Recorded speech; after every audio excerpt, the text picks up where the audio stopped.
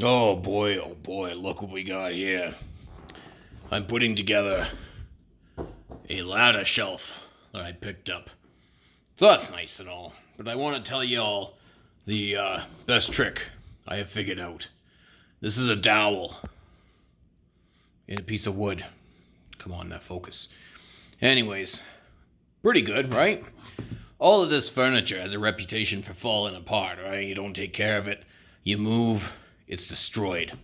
Well, if you don't ever plan to take it apart again, right? I'm not going to college any day soon.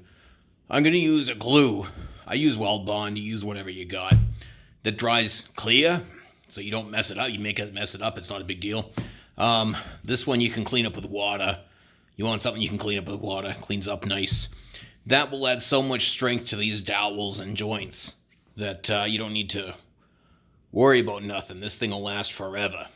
So, this has been my Handyman Minute. Remember to glue your dowels, everybody. Before you stick it in a hole, make sure it's glued up nice and tight. Thank you very much, and you have a good day.